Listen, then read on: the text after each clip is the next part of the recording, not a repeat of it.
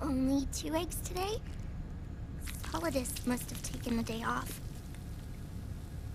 7, 8, 9, 2, 5, 9, 0, 3, 6, 0, 3, 3, 0, 5, 3, 0, 5, 4, 8, 8, 2, 4, 4, 6, 6, 5, 2, 1,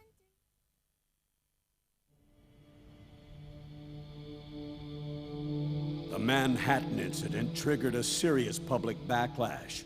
Now the U.S. has to think twice before intervening militarily in other countries' affairs. This has fueled a push towards military privatization, with PMCs at the heart of that movement. PMCs? Private military companies? That's right. PMCs have no basis in nations or ideologies. They are private enterprises, driven by profit. In addition to dispatching mercenaries to war zones, they secure weapons and train local soldiers. They're contractors for war itself, and business is good. Their clientele includes developed nations like the U.S., rebel factions looking to seize power by force, smaller countries lacking armies of their own, even terrorist groups. They're in the Americas, Asia, the South Pacific, Europe, Africa, the Middle East. The rise of the PMC has spawned a war by proxy, and it's spreading across the globe. They're... Sonny, we'll eat them later, okay?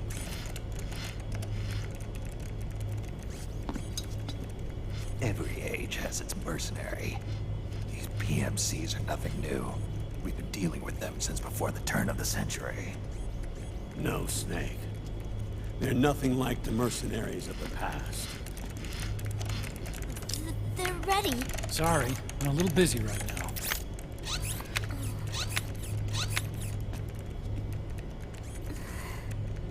The Pentagon's new battlefield control system has produced a decisive difference between hired guns and the PMCs of today.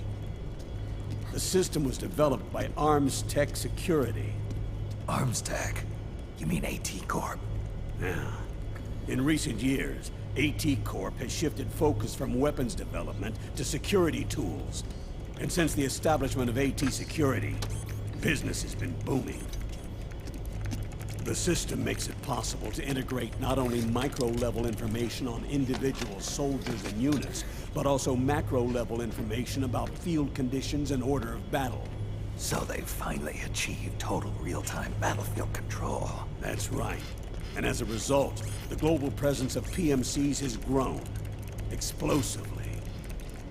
Truth is, the rise of system-controlled PMCs has led to a dramatic decline in civilian casualties and human rights violations on the battlefield. A cleaner, safer battlefield. Makes for nice propaganda.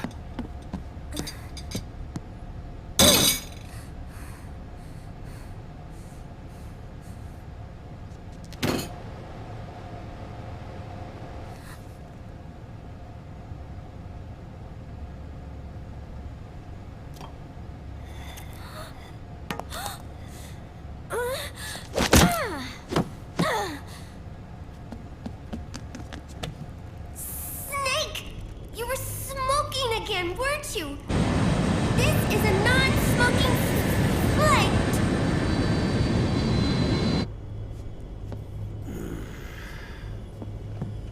There's more. State governments and rebel groups can't match the maintenance price of standing forces. PMCs, by comparison, are reliable, easy to use. It wasn't long before everybody had them on the payroll.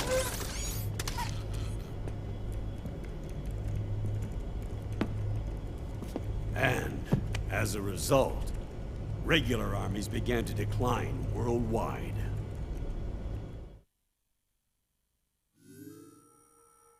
It's hard to believe, I know, but PMCs are beginning to overtake conventional armies in terms of scale. Nowadays, it's the PMCs who serve as standard battalions. They already make up 60% of all combatant forces in zones of conflict. 60%? The fact is, the world now depends largely on PMCs for waging its wars. I thought it was the UN that authorized the PMCs in the first place. The U.S. abstained from voting on that resolution. In effect, Washington was endorsing PMCs without ever revealing its true intentions. Until they got wind of the uprising, that is. The US has exported too much military power, and now she's paying the price. That's exactly it. America has now turned war into a form of economic activity. Analysts are calling it the war economy, in that it's picking up the slack for the downward-sloping oil market. But I, for one, don't intend to simply stand by and watch it happen. For the PMCs, market expansion entails fanning the flames of war. It means more refugees. War orphans. Child soldiers. Yes.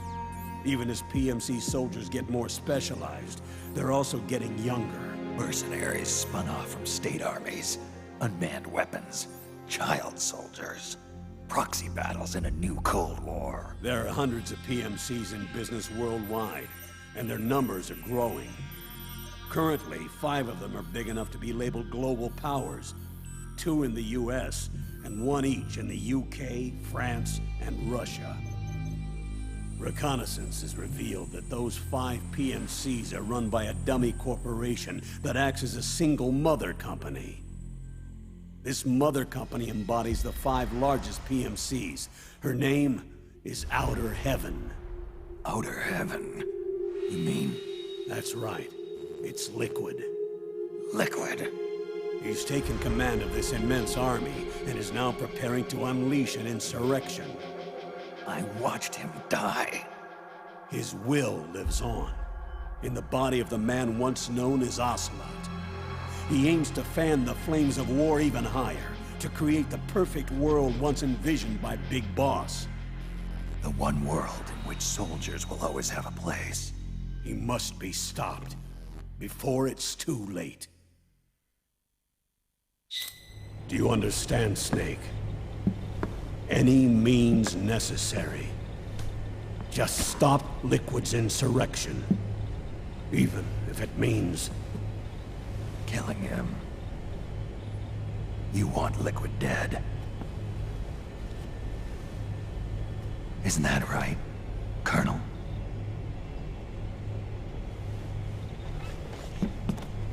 I'm sorry. I know. This isn't justice. It's a covert assignment. A hired hit. A wet works op targeting the head of a major multinational corporation. Why me? Because of the military might of the PMCs, and the effect they have on the economy. War is to the 21st century what oil was to the 20th, the pillar that supports the global economy. You'll recall a rather alarming report issued by that American think tank during the Cold War. One that described a new model for perpetual war. What we're facing now is a whole new ballgame. Iron Mountain's Delphi technique. That was fiction. It existed only on paper. The reality is far more serious. The global community is concerned, but they're all too afraid of the war economy collapsing to do anything about it. The UN, too. Sounds pretty self-serving to me. Snake. This mission isn't an order from Washington. Not like the old days. And it's not something the UN can officially sanction either. But we can't just look the other way, while Liquid plots this insurrection. If we fail to act, he'll become the greatest threat the world has ever faced. Snake.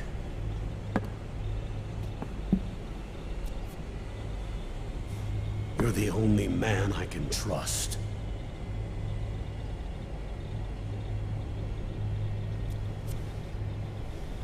Fine. Let's hear it.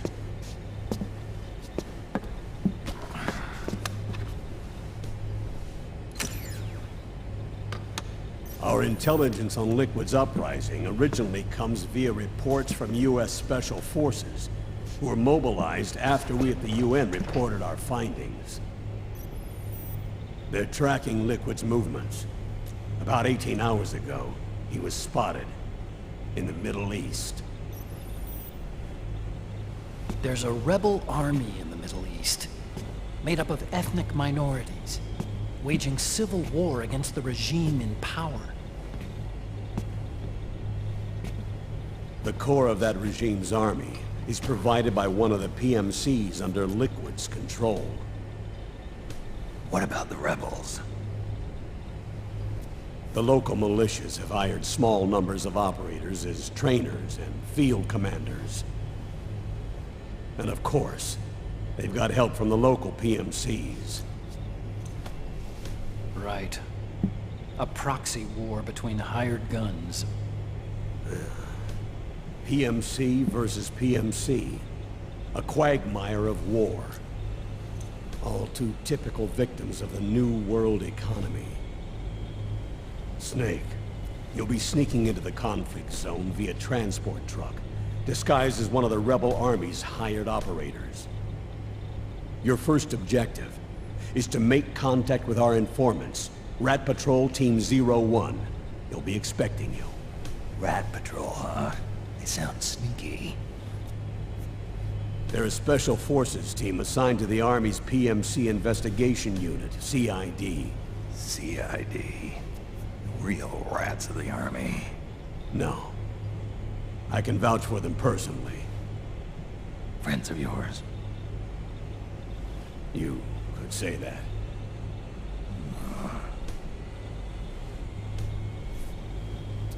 Transportation to the area will be provided under cover of a UN humanitarian aid mission, with support from the US military. From there on, though, you'll get no protection, and no guarantees from anyone. And you must not leave behind any evidence of your involvement in the area, let alone that of the UN. If word of this ever leaked out, it would spark a global firestorm.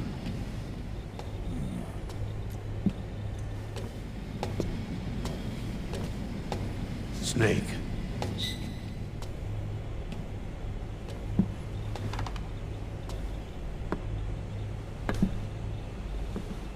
Will you do this for me?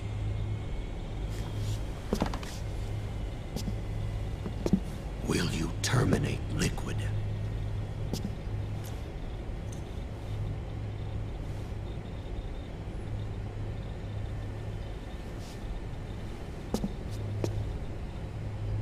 I'm not like the PMCs.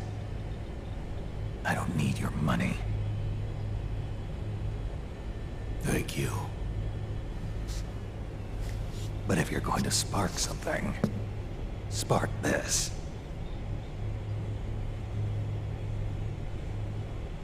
Fine. I'll start my own fire.